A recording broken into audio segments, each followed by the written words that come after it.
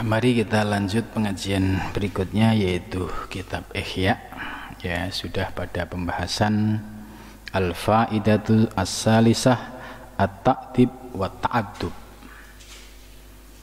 Pembahasan malam ini masih terkait dengan pembahasan sebelumnya, yaitu faedah dari mukhalatoh. Mukhalatoh itu aktif di tengah masyarakat, ya, menjadi pribadi yang bermanfaat. Sebelumnya, yang kedua, menjadi orang yang bisa, ya, memberikan manfaat dan mengambil manfaat. Jadi memberikan manfaat itu berarti kita bisa berbuat sesuatu, dan intifa, ya, bisa kita juga mengambil manfaat dari pelajaran yang ada di lingkungan kita. Nah, malam ini bahas yang ketiga, al-faidatu as-salisah, faidah yang ketiga, at-ta'dib wa ta'addub, yaitu bersikap sopan, wa ta'addub, dan belajar sopan. Artinya ini sebagai bagian dari upaya memperbaiki diri zahir dan batin, ya. Jadi bukan berarti seorang salik, ya, ketika mukhalatoh itu mengabaikan dari aspek adab, aspek sopan santun, aspek etika.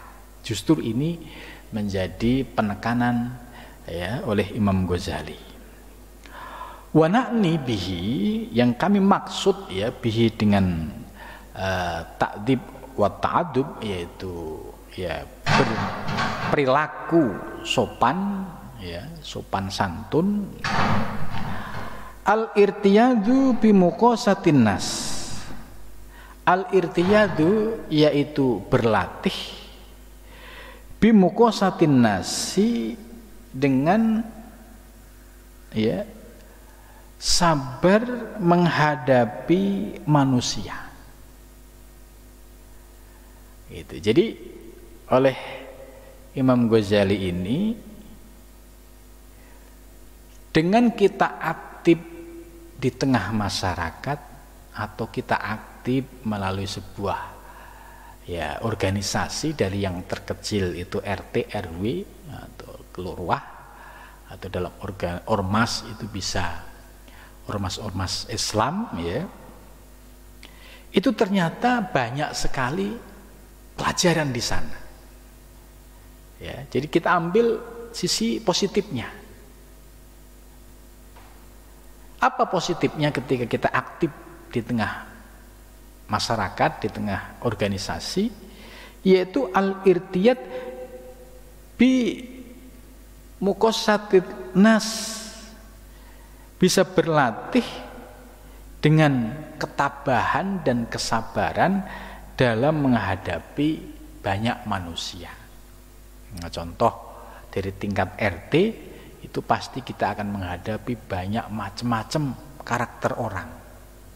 Begitu juga dalam berorganisasi, kita juga akan berhadapan dengan berbagai macam karakter.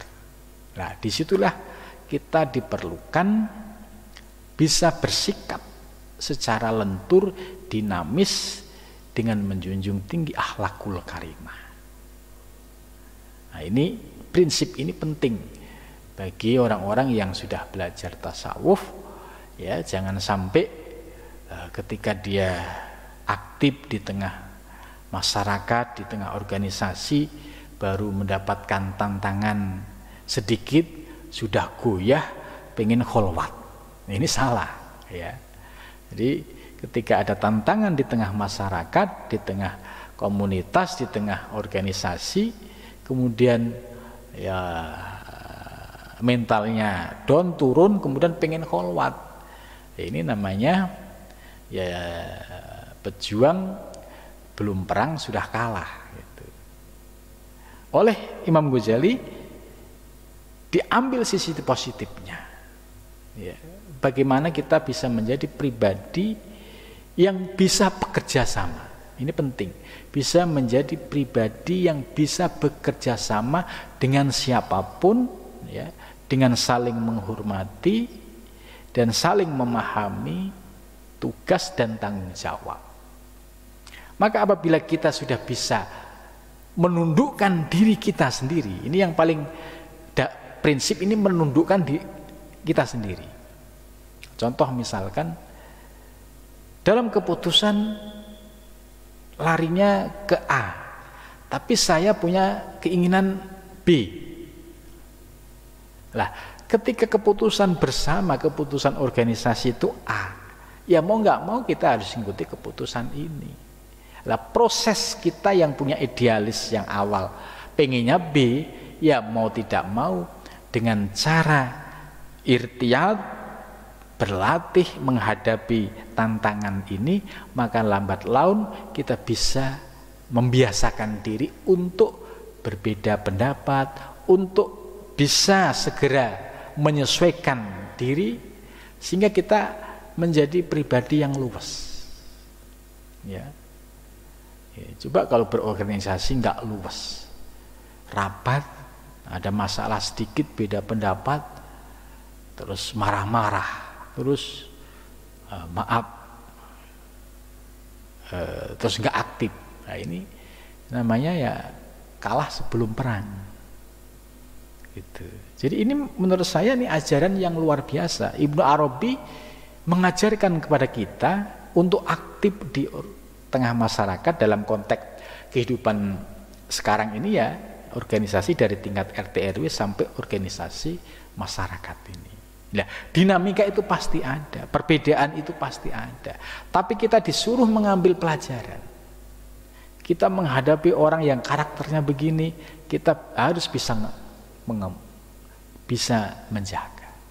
Nah, ini ternyata ada pelajaran secara nyata ketika kita aktif di tengah masyarakat maupun di tengah organisasi. Lah, inilah yang harus kita ambil pelajarannya.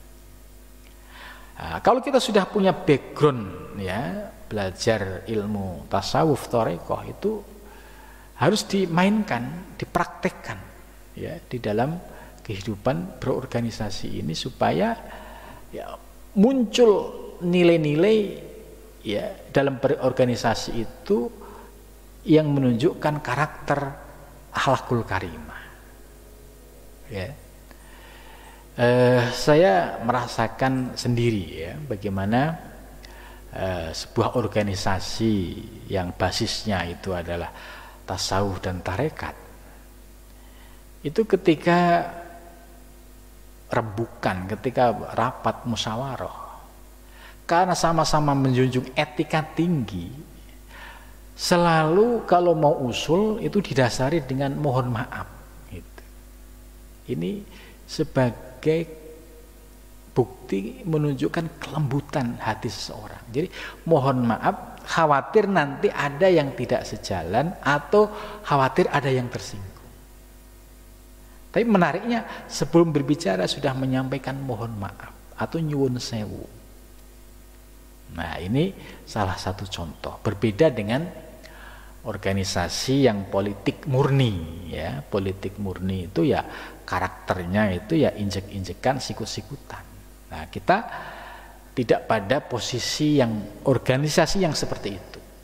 Kita dilatih untuk bagaimana memposisikan diri ya dimanapun kita berada, tapi kita diajarkan oleh Imam Ghazali untuk mengambil manfaat dari dinamika di dalam organisasi ini. Kemudian berikutnya wal mujahadah.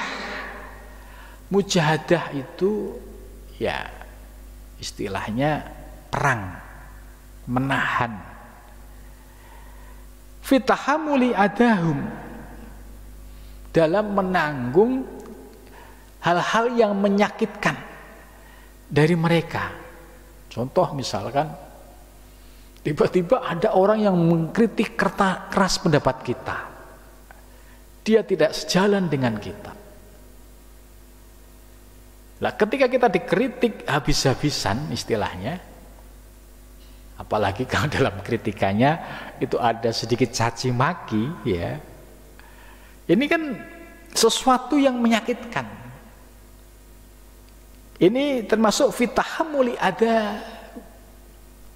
Oleh Imam Ghazali ini disuruh kita untuk mujahadah, menahan. Ya, misalkan kita dicaci maki, telinga kita tetap ditahan untuk tidak melakukan perlawanan yang mengikuti hawa nafsu. Ini konsep Imam Ghazali ini luar biasa.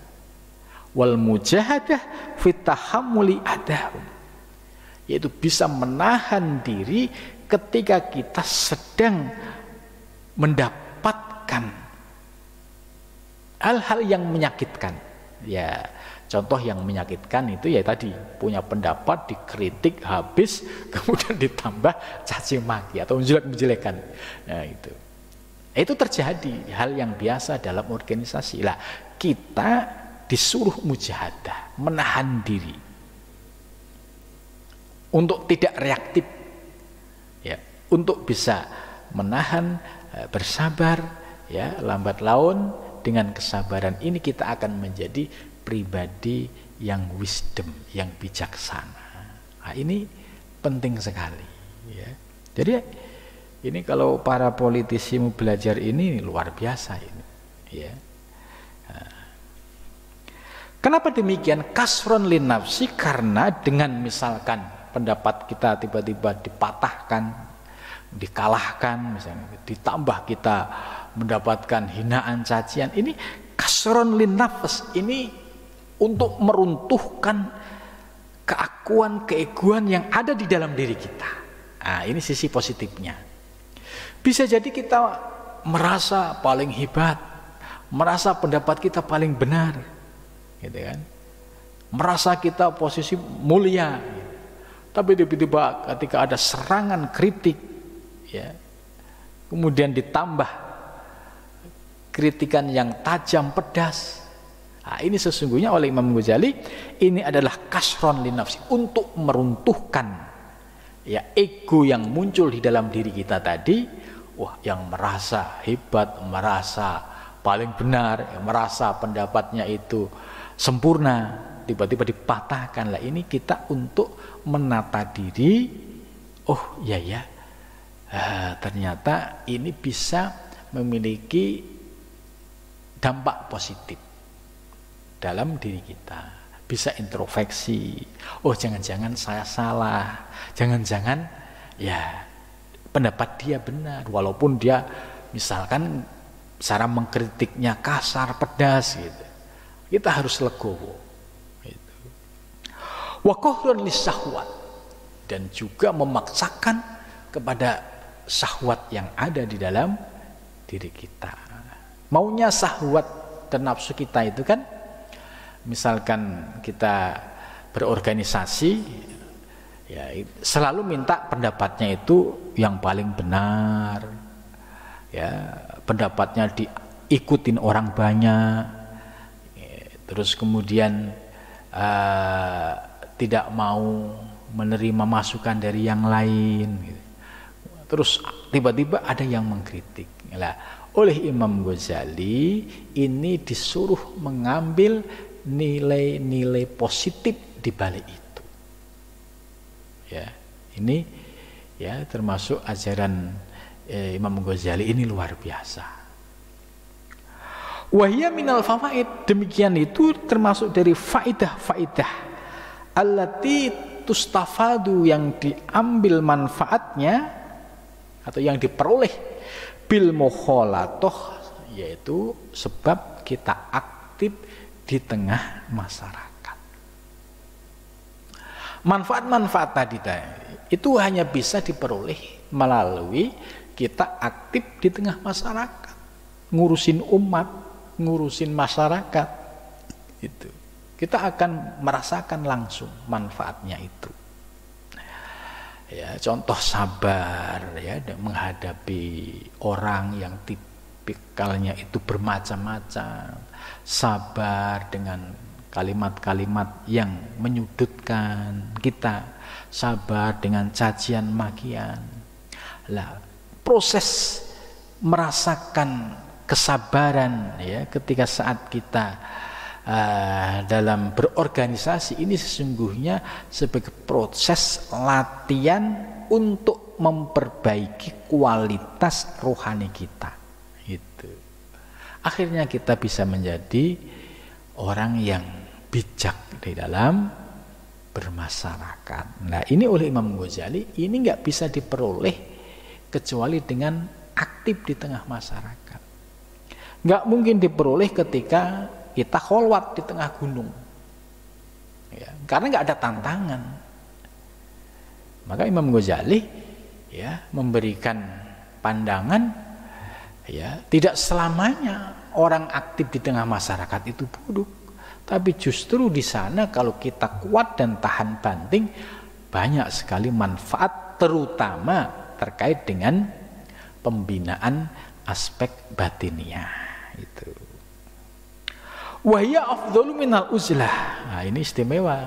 Ya, Imam Ghazali menjelaskan bahwa mukhalatoh yang memiliki dampak yang demikian tadi itu lebih utama minal ujlati daripada ujlah menyendiri, ya, di gunung atau menyendiri di sebuah tempat tidak bermasyarakat, kemudian egois, merasa paling suci, ya, merasa itu muncul merasa tadi, merasa paling suci, merasa paling dekat, merasa paling ma'rifah, merasa paling, padahal ini tipu daya iblis mudah masuk kepada orang-orang pada posisi itu, tapi tidak sadar bahwa iblis itu, ya, tidak membiarkan mereka leluasa.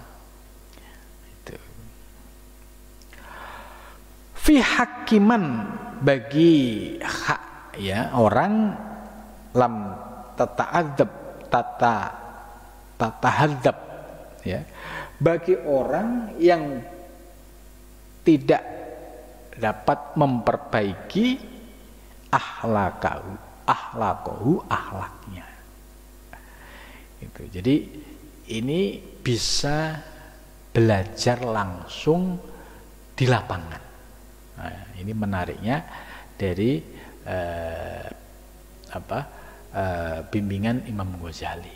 Di sisi lain ada maslahahnya, yaitu kita bisa belajar dengan banyak orang untuk menjadi pribadi yang bijak. Gitu. Walam tad'un li hududis syar'i sahwatahu, dan tidak tunduk, ya, li hududis syar'i kepada aturan-aturan syariat, ya, sahwatahu pada sahwatnya. Walihada, dan karena ini intadzaba, ya, intadzaba itu bertugas siapa khudamus sufiyah, para pembantu para sufi, firribatoti, di dalam ribat, ya, ribat itu kalau di Indonesia itu ya pondokan, ya, atau di dayah-dayah, ya. Kalau di wilayah Sumatera itu namanya bisa dayah, kalau di Jawa itu pesantren-pesantren atau ribat, ya. Kalau di Timur Tengah itu banyak menggunakan istilah ribat, ya.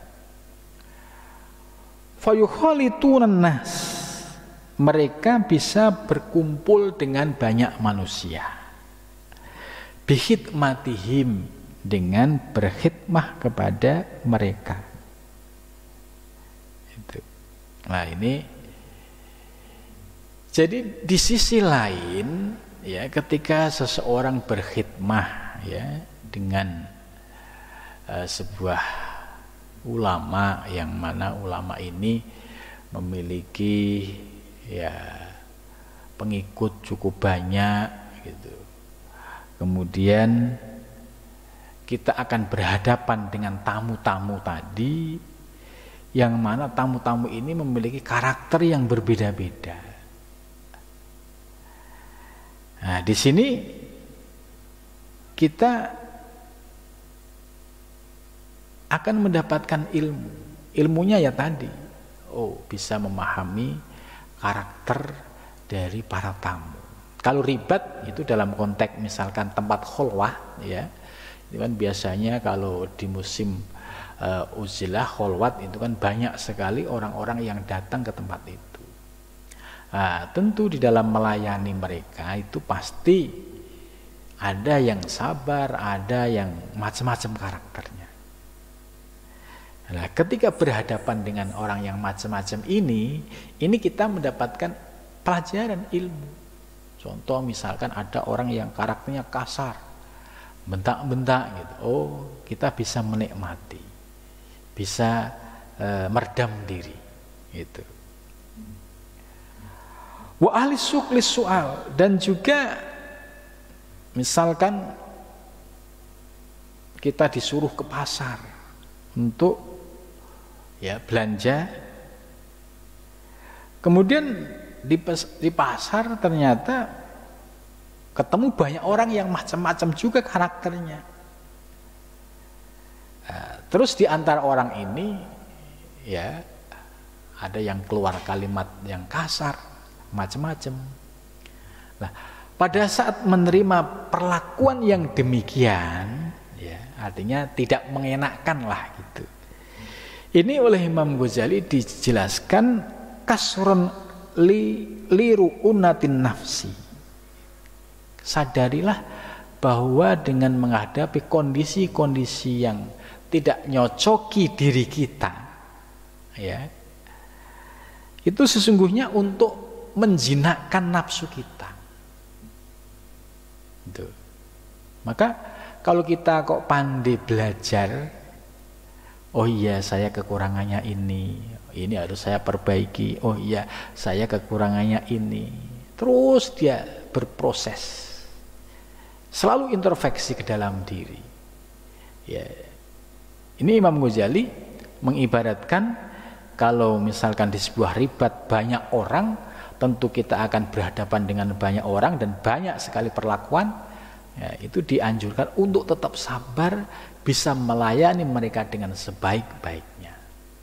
Begitu juga ketika kita misalkan ditugaskan ke pasar, di pasar ketemu banyak orang, kemudian muncul kalimat-kalimat yang tidak mengenakkan kita, ini tujuannya supaya kasron liru unatin nafsi, supaya dapat meruntuhkan, merontokkan keakuan, keegoan yang ada di dalam diri kita itu. Siapa tahu di pasar tiba-tiba ada yang nyaci maki dengan kalimat-kalimat misalkan yang kasar gitu. Ini oleh Imam Ghazali disuruh untuk selalu introspeksi ke dalam diri. Jangan-jangan kalimat itu benar. Jangan-jangan kalimat itu hak. Jangan-jangan itu koreksi buat saya. Gitu. Dia terus berupaya untuk memperbaiki diri. Pola yang seperti ini oleh Imam Ghazali adalah pola pendidikan atau tarbiyah yang langsung di tengah masyarakat. Tujuan akhirnya yaitu bagaimana kita bisa mengambil pelajaran dari pergaulan ini. Karena tujuannya tadi menjadi orang sabar, setelah diuji ngadepin banyak orang, menjadi orang yang legowo juga akan diuji gitu. Nah, dengan cara itulah kita bisa mengambil ibroh pelajaran dan melihat ke dalam diri kita, bisa mengukur ketika diuji seperti ini sejauh mana kesabarannya. Wastimdadan min barokat du'a sufiyah, dan memperoleh yaitu berkah dari doanya para sufi al-munsyarifina bihimamihim ila Allah Subhanahu wa taala, yang mereka tujuannya semata-mata karena Allah. Ini kalau kita sesuaikan dengan kondisi di Indonesia itu Torekoh-torekoh yang memiliki metode suluk atau kholwat ya, ini selalu di bulan-bulan tertentu itu banyak murid-muridnya yang melakukan kholwat. Nah, misalkan kita ya mau memperbaiki diri, di situ banyak ilmu ya. Apakah dalam posisi melayani, ya misalkan hanya ngatur sendal, atau dalam melayani menyediakan makanan dan minum, itu semua banyak sekali pelajaran. Ya, ada kisah nyata, ya, ada kisah nyata ini seorang ya profesor doktor dan ahli tasawuf ya, datang ke seorang mursyid. Ini bagaimana seorang guru mursyid itu menundukkan keakuan, keegoan yang ada pada seorang salik itu. Itu diuji dengan secara nyata. Ya. Orang ini datang, hari pertama tidak ditemuin, hari kedua tidak ditemuin, tiga tidak ditemuin. Nah ini kan ujian yang sangat berat. Bagaimana dia menundukkan dirinya sendiri. Ya, apakah dia masih merasa orang penting, merasa orang hebat, merasa orang macam-macam lah gitu. Akhirnya tidak ditemuin oleh beliau sampai beberapa hari, tapi alhamdulillahnya orang ini sabar. Dan sabar ya, kemudian akhirnya diterima oleh mursyid tersebut. Baru kemudian diberikan sebuah baiat atau ijazah. Nah, ini sebagai contoh kecil saja ya, bahwa guru ini memiliki teknik yang berbeda-beda. Ya, kalau muridnya orang yang sudah berilmu ya, dinasihati dengan ilmu secara teori udah paham, tapi dengan dihadapkan pada kondisi, apakah dia diuji apakah dia masih merasa dirinya itu orang hebat, merasa dirinya orang berilmu, merasa dirinya orang berpengaruh gitu ya. Kok diperlakukan seperti ini? Ya, pada saat dia posisi seperti itu, karena saya sebagai seorang murid di hadapan ya guru ya, positive thinking. Ya, akhirnya pada akhirnya diterima dan mendapatkan sebuah bimbingan. Ini salah satu contoh bagaimana teknik seorang guru yang menundukkan istilahnya keakuan seorang murid tadi.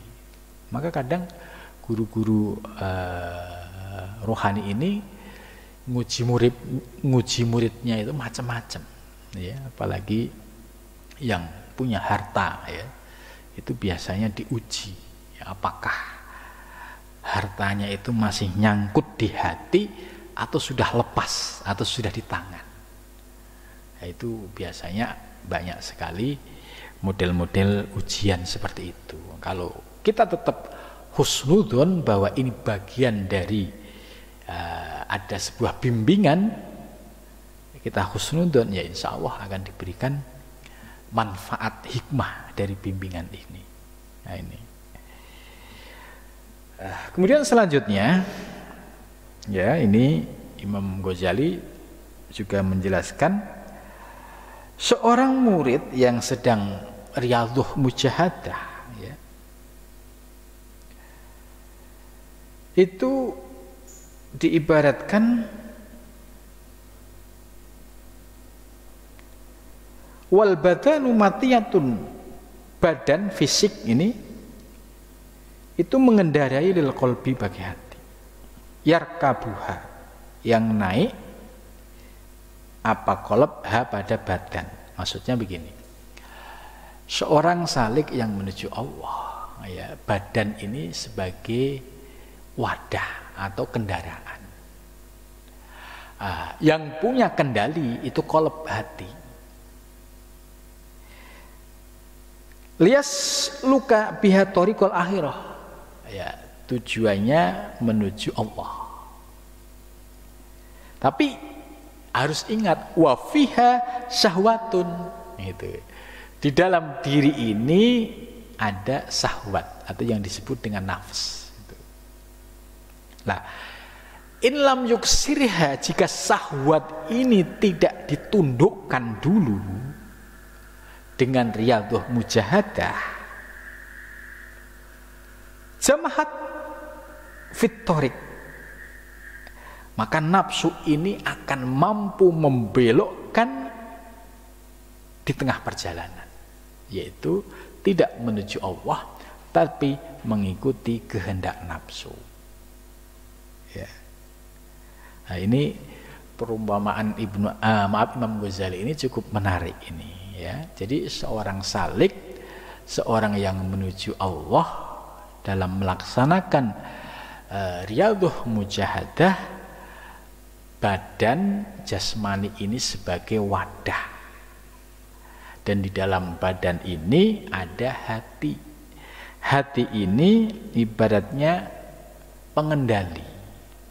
Nah, kalau tujuannya hatinya kepada Allah, ya, selama tidak ada tarikan-tarikan atau godaan-godaan, ya insya Allah akan lurus. Nah, perlu disadari bahwa di dalam jasmani kita ini juga ada kekuatan, yaitu syahwat. Syahwat ini yang digerakkan oleh syaitan atau iblis. Dan setan dan iblis ini pasti selalu berupaya memalingkan kita dari jalan menuju Allah. Ya, tadi sudah dijelaskan di kitab Bidayah. Itu pasti akan dibelokkan untuk urusan duniawi, urusan syahwat. Nah, maka tugas seorang salikin yaitu menundukkan syahwat ini. Selama syahwat ini tidak ditundukkan, maka dia dapat ini jamahat bitorik, dapat membelokkan arah yang awalnya tujuannya menuju Allah, kemudian dibelokkan mengikuti syahwat. Sebab apa? Syahwatnya masih dominan. Nah, karena itu yang harus kita waspadai adalah syahwat atau nafsu yang ada di dalam diri kita. Maka di dalam mujahadah, ya, targetnya yaitu menundukkan hawa nafsu, baik nafsu ammaroh maupun nafsu lawamah. Karena dua nafsu ini kalau belum kita tundukkan dengan riyadhah mujahadah, ya, dengan zikir yang istiqomah, masih dominan pada diri kita, maka teori Imam Ghazali benar, pasti akan dibelokkan. Itu seperti tadi yang dijelaskan di kitab Bidayah. Itu kenapa? Karena dia masih dikuasai oleh hawa nafsu. Dia berilmu, tapi syahwatnya, syaitonnya, iblis yang masih dominan. Sehingga dibalik ilmu, iblis membungkusnya seolah-olah ini untuk tujuan akhirat, padahal di situ terselip tujuan dunia. Maka bagi orang-orang yang menuju Allah, riyadhah mujahadah ini menjadi kewajiban, karena di dalam diri kita musuhnya nyata, yaitu syahwat atau hawa nafsu yang tidak nampak tapi nyata di dalam diri kita.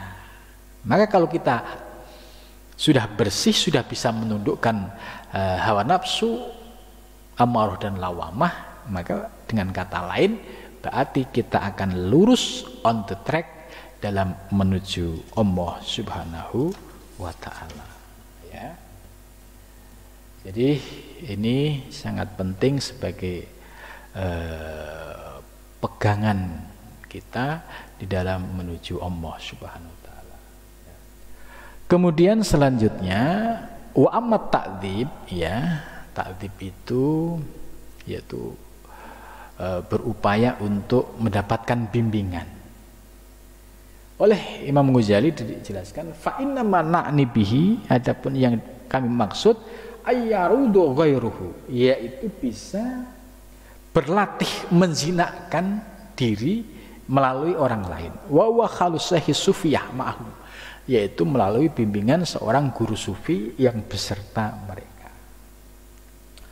Fa innahu la yaqdiru ala tahdzibihim, karena tidak akan bisa untuk mendapatkan bimbingan kecuali dengan mukhalatoh dengannya, maksudnya kecuali dengan bercampur dengan mereka.